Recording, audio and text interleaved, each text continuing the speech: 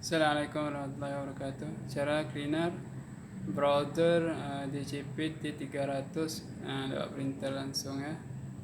Kita klik menu, lalu satunya INK, klik OK, lalu kita turun ke bawah ini